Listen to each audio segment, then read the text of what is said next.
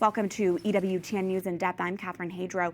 The annual fall meeting is a chance for the more than 200 bishops to shape and debate the priorities of the U.S. Church, from the dignity and religious liberty of immigrants to electing new conference leadership. Mark Irons was there. These men in black are on a mission. Successors of the apostles, they've been given a mandate from Christ to evangelize, to make disciples of all nations. Pray for mercy, which we all need. Going to make disciples. I mean, that's what the church needs to be about. And if we're faithful to that, that will transform the world. That's the priority, said Archbishop Paul Coakley of Oklahoma City, elected by his brother bishops on Tuesday to be the new president of the U.S. Conference of Catholic Bishops. Can you give us a sort of state of the Catholic Church right now in America? Is the church having an impact on society? I think the church is having a profound impact on society. I think our voice is respected. Our voice is often prophetic and countercultural. And this week in Baltimore, it wasn't quite business as usual at the annual bishops' meeting. The church cannot be silent. For the first time in 12 years, the bishops invoked issuing a special message. The last time was in response to the contraceptive mandate under President Obama. This time, a response to the escalating and evolving immigration enforcement measures being implemented under the Trump administration. I think there's a lot of concern. The bishops wrote in part, "We are disturbed when we see among our people a climate of fear and anxiety around questions of profiling and immigration enforcement," adding, "We oppose the indiscriminate mass deportation of people." They also called for meaningful reform of immigration laws and procedures that would respect the dignity of immigrants and secure the nation.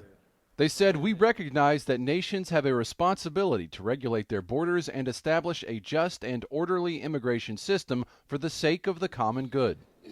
El Paso Bishop Mark Seitz, who leads the Bishops' Migration Committee, shared more with us. We shouldn't have people who are committing criminal acts on our streets. Absolutely, no question about it. But we're also saying that the vast majority of those who have come here are not a burden on our country and not causing problems. On the contrary, they're people who contribute in multiple ways to the well-being of our country. The special message did not explicitly mention the Trump administration, but it's clear the bishops would like to express their concerns not only on paper, but in person. Is there a hope that President Trump would meet with the leadership of the Bishops' Conference now? Absolutely. Will he? Oh, I mean, we've been asking for such a meeting for a long time. There's also major concern over reports of some people being denied access to the sacraments and not receiving the Eucharist in immigrant detention centers. That's an issue of religious liberty, the right to worship. One doesn't lose that right when one is detained, whether one is documented or undocumented. This is a fundamental right of the human persons. Other items on the agenda this week included the approval of a new translation of the Bible and a revised version of conference directives for Catholic healthcare services, which forbids transgender-related interventions given to those with gender dysphoria. Plans were also announced for the next National Eucharistic Congress, and a proposal was approved to consecrate the U.S. to the Sacred Heart of Jesus next year. New committee chairs were also elected, and the body heard from outgoing President Archbishop Timothy Broglio, who said in his time leading the conference, he learned the bishops often compete with many other voices. That some of our faithful listen more readily to sound bites, the sirens of political discourse, or whatever confirms their conclusions and partisan leanings than they are to hearing the pastors, their pastors, and us. People in the pews, are they aware of the work of the USCCB? Have they heard the statements, the concerns? That's a very good question. It's a question that we ask ourselves, is anybody reading the materials that we put out or any of the programs? But I think the conference is involved in many of the things that do impact the lives of everyday Catholics. Bishops are entrusted with teaching and governing, sanctifying in the name of Jesus Christ. And their spiritual work brings them here each fall.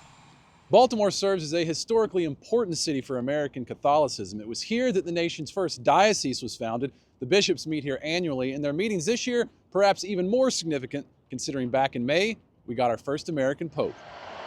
But he understands, I think, our American mindset in a way that I think is going to be helpful to us. And it's going to be attractive to many of our countrymen. Pope Leo has shown he can connect with American culture. He's a big fan of the Chicago White Sox, for example. I mean, some people would disagree with that. Well, I know. I'm not sure I agree with that either. I'm from Kansas City. Bishop John Folda of Fargo believes Leo's missionary spirit will help guide his pontificate. He speaks from his experience as a missionary. He has a very, very strong sense of mission, and I think we're going to be hearing a lot about that. And as this body of U.S. bishops rejoices in the election of the first American Pope, they also welcome to their numbers new bishops Pope Leo has appointed in the U.S., including Bishop Simon Peter Ingrite. Born in Uganda, he's the first native African bishop in the American mainland. How significant is that for Catholicism in America?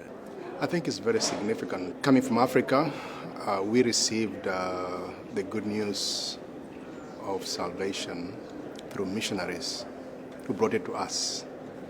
And now, being a missionary in the United States in return, I think it's a significant development. And looking at developing challenges within society, the bishops heard a presentation on the risks and benefits of artificial intelligence, something Pope Leo has warned the world to use cautiously.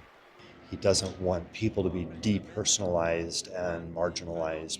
Take stock of this technology, both good and bad, and use it as a tool, but not to allow it to take over our lives or to take our attention off of one another. Mark Irons, EWTN News in Depth.